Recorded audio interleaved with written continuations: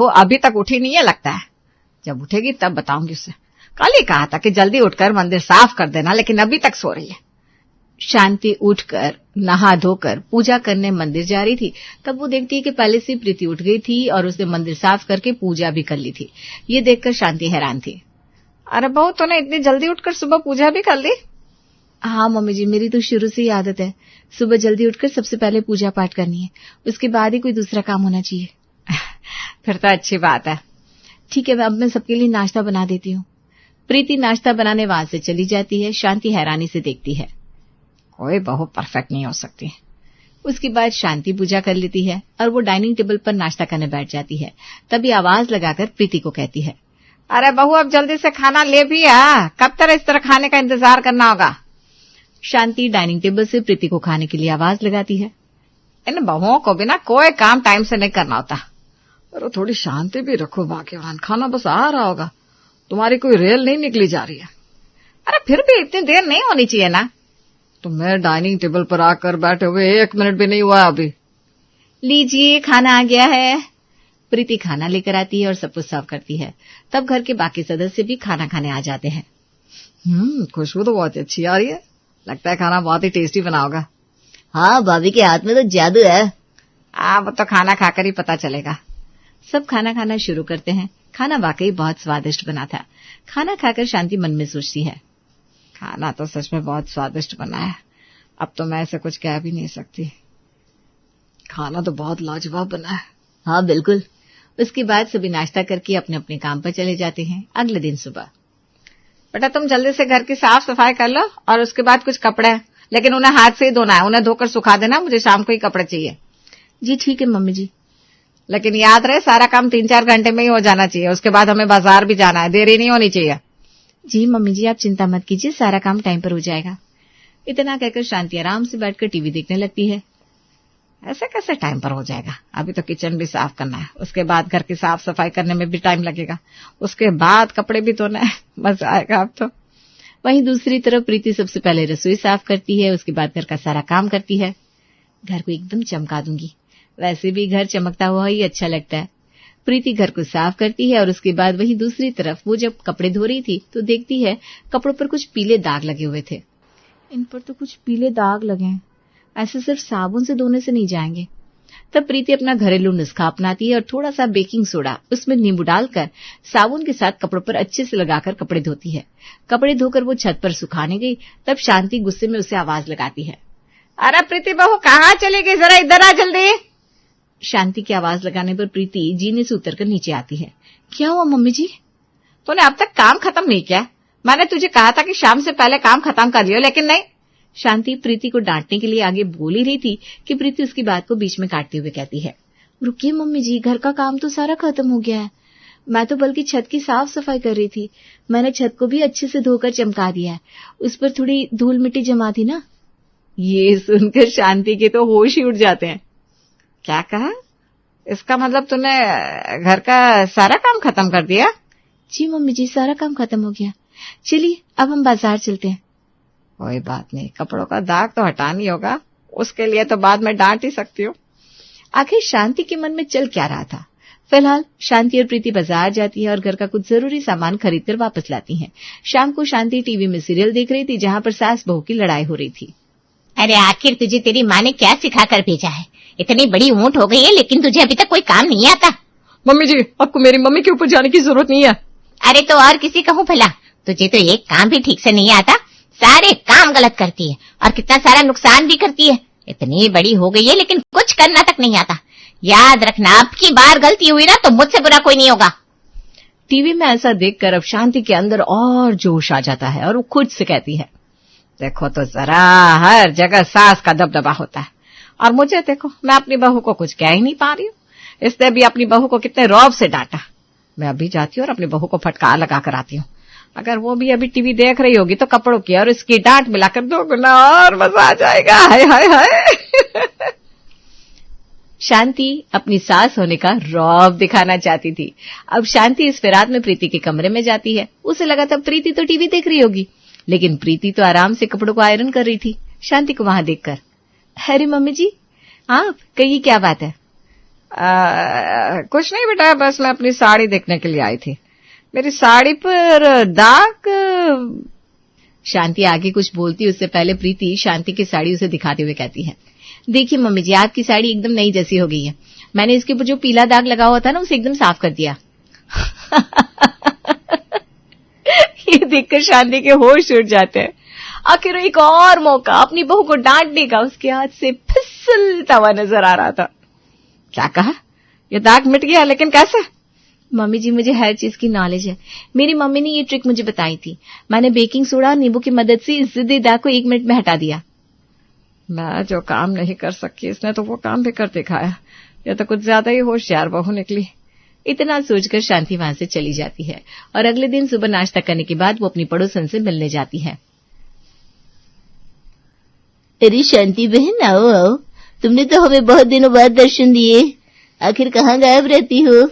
बहू के आने के बाद तो घर में ही रहने लगी हो, हमें शक्ल दिखाना भी बंद कर दिया।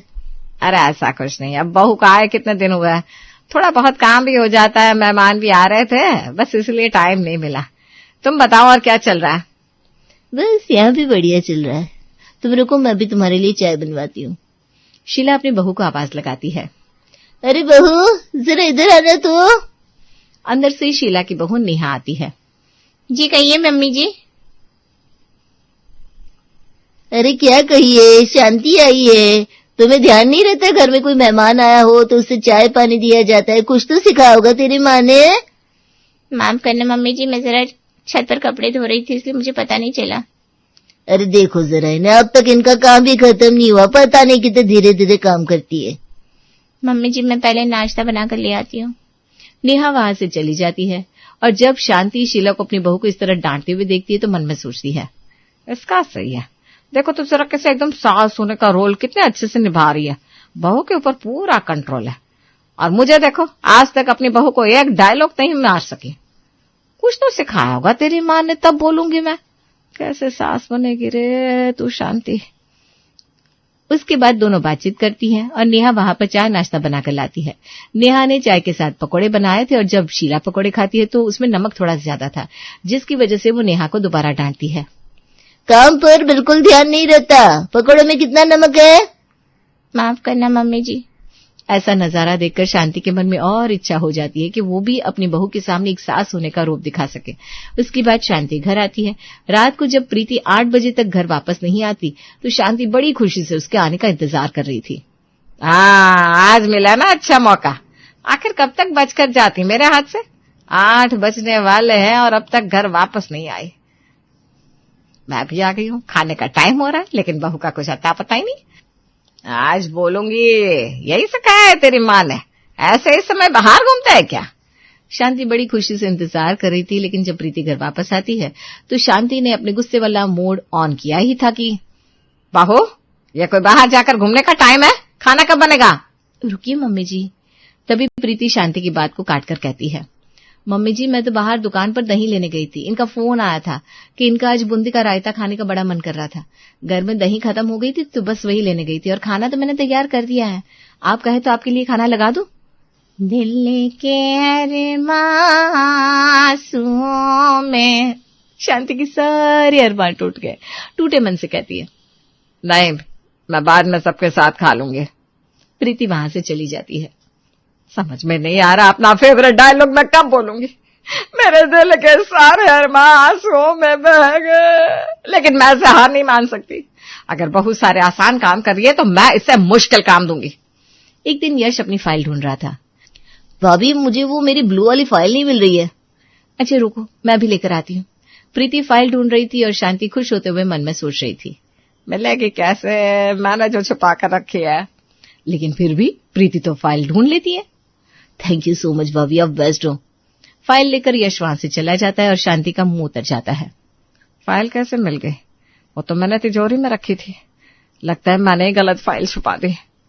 अब अगले दिन शाम को शांति कुछ कांच के बर्तन टेबल पर रखकर सोफे पर आराम से बैठी थी और वो प्रीति को बुलाती है। जी मम्मी जी। बेटा, तुम्हें ये सारे कांच के बर्तन एक साथ उठाकर रसोई में लेकर जाना है, लेकिन ध्यान रहे एक भी बर्तन टूटना नहीं चाहिए। ठीक है मम्मी जी, मैं बारी बारी सारे बर्तन रख देती हूँ। नहीं नहीं, यहीं पर तुम फंस रही हो। शर्त यही है कि तुम्हें सारे बर्तन एक साथ उठाकर लेकर जाने होंगे, कुछ हाथ में और कुछ सिर पर रखकर। ये बात प्रीति को बहुत अजीब लगती है। लेकिन मम्मी जी, ये कुछ अजीब नहीं है। भला मुझे ऐसे क्यों करना होगा, जब मैं 2-3 बार चक्कर लगाकर सारे बर्तन बारी बारी ले जाकर भी तो रसोई में रख सकती हूँ ना। अरे भाई, ये हमारे घर में रिवाज है जो हर बहू को उसका बैलेंस चेक करने के लिए करना पड़ता है। लेकिन इसमें बैलेंस कैसे पता चलेगा, मतलब बैंक बैलेंस? अरे बेटा, बैंक का बैलेंस नहीं, तुम्हारा बैलेंस। तुम बर्तनों को कैसे बैलेंस करोगी? ओह मम्मी जी, मैं तो मजाक कर रही थी। मैं समझ गई आपकी बात। ठीक है, फिर मैं इस रिवाज को अच्छे से पूरा करूंगी। अब प्रीति कुछ बर्तन सर पर, कुछ बर्तन हाथ में ले लेती है। कमाल आइडिया सोचा है, झूठे रिवाज के नाम पर इसे खूब खरी खटी सुनाऊंगी। आज तो पक्का ये मेरे मुंह से 1 नहीं 10 डायलॉग सुनेगी। और प्रीति बड़े ध्यान से बैलेंस करके उन्हें रसोई में सही सलामत पहुंचा देती है, जिसे देखकर फिर शांति के होश उड़ जाते हैं। देखिए मम्मी जी, मैंने रिवाज को अच्छे से पूरा कर दिया है। देख रही हूँ, बहुत अच्छे से देख रही हूँ। अब अगले दिन शाम को प्रीति घर का काम कर रही थी, तभी शांति घर के पीछे मीटर के पास जाकर वहां पर मेन वायर काट देती है, जिसके बाद लाइट भाग जाती है। अब आएगा मजा। यह काम तो पक्का इसे नहीं आता होगा। अब कहाँ तक बचेगी रे? अब तो इसे बोल कर रहूंगी कि कुछ तो सिखाया होगा तेरी माँ ने। उसके बाद शांति घर के अंदर आती है। अरे बेटा, सबके घर की लाइट आ रही है, हमारे घर की लाइट कैसे चली गई? पता नहीं मम्मी जी, मुझे भी कुछ समझ में नहीं आ रहा। चलो एक बार मीटर जाकर चेक करते हैं। उसके बाद दोनों मीटर के पास जाती हैं और कटा हुआ तार देखकर शांति कहती है, मुझे तो लग रहा है कि हमारे मीटर में ही कमी है। हाँ, लगता तो मुझे भी वही है। मैं देखती हूँ मम्मी जी। देखो देखो, तुम्हें देखने के बाद भी कुछ समझ में नहीं आएगा इसमें तो। अब ये सब सोचकर शांति खुश हो रही थी कि तभी पता चल गया, मेन वायर ही कट हो रखी है मम्मी जी, इसीलिए ऐसा हुआ है। तभी तो मैं सोचू सबकी बिजली आ रही है और हमारी लाइट क्यों चली गई। अच्छा, लेकिन तुम्हें तो इसे फिक्स करना आता नहीं होगा क्या? तुम्हें यही। शांति अपना ड्रीम डायलॉग बोलने वाली थी कि प्रीति फिर से रोकते हुए कहती है, ऐसे कैसे मम्मी जी, मुझे तो सब काम अच्छे से आते हैं। अभी आप देखिए मैं कैसे इन वायर को फिक्स कर देती हूँ। उसके बाद प्रीति उन वायर को भी फिक्स कर देती है, जिसके बाद लाइट आ जाती है और फिर से शांति के अरमान बह जाते हैं। अब शांति गुस्से में थी और उसने चैलेंज को बहुत ज्यादा सीरियसली ले लिया था। कुछ तो ऐसा जरूर करके रहूंगी जो इस बहू को नहीं आता होगा। अगले दिन शाम को उनके घर के बाहर गाड़ी खड़ी थी, तब शांति प्रीति को घर के बाहर बुलाती है। लो बेटा, गाड़ी की चाबी। तुम जरा इस गाड़ी को दूसरी तरफ पार्क कर दो। क्यों मम्मी जी, गाड़ी तो ठीक खड़ी है। हाँ बेटा, अब तो बुरी फंसे। मम्मी जी, गाड़ी क्यों हटानी है?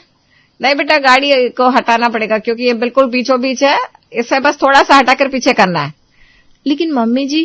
अरे लेकिन छोड़ो, जरा जल्दी करो। चलो गाड़ी में बैठो, जल्दी करो। शांति जबरदस्ती प्रीति को गाड़ी में बिठा देती है। अब आएगा मजा। गाड़ी चला नहीं पाएगी और गाड़ी में थोड़ा भी कुछ लग गया तो मैं इसे अच्छी तरह सुनाऊंगी। अभी प्रीति घबराते हुए गाड़ी चला रही थी, लेकिन वो बड़ी ही सावधानी के साथ गाड़ी को अच्छे से पार्क कर देती है। गाड़ी पार्क करने के बाद प्रीति खुश होते हुए गाड़ी से उतर कर आती है। अब ठीक है ना मम्मी जी, अब तो मैंने गाड़ी को साइड लगा दिया है। हे भगवान, मेरे तो सच में करम फूट गए। इतना कहकर शांति घर के अंदर चली जाती है। प्रीति मन में सोचती है, अरे मम्मी जी को क्या हो गया, इतना अच्छा काम किया फिर भी ऐसा कहा कि उनके कर्म फूट गए। पता नहीं आजकल मम्मी जी मुझे इतने अजीब अजीब काम क्यों दे रही है, कुछ भी समझ में नहीं आ रहा। प्रीति घर के अंदर जाती है तो देखती है कि शांति अपना माथा पकड़कर सोफे पर बैठी हुई थी। क्या बात है मम्मी जी, आप इतनी परेशान क्यों लग रही है? अरे परेशान कैसे ना हो, तो हर बार मेरे अरमान पर पानी फेर देती है। लेकिन मम्मी जी, कौन से अरमानों पर पानी फेर दिया मैंने आपके?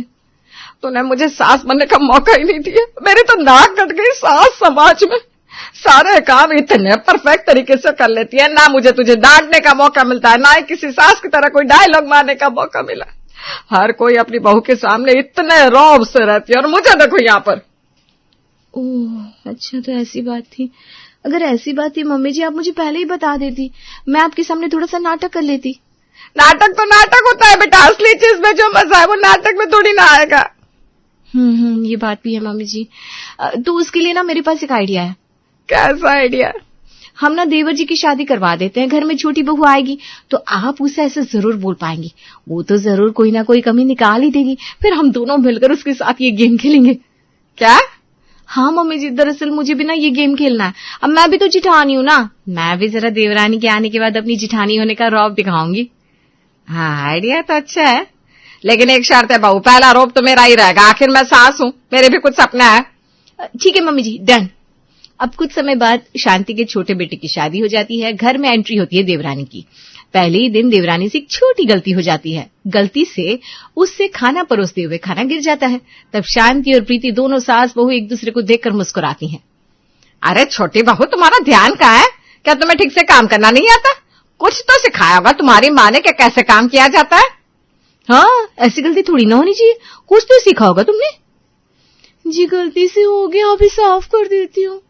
छोटी बहू के आने के बाद दोनों मुस्कुराती हैं।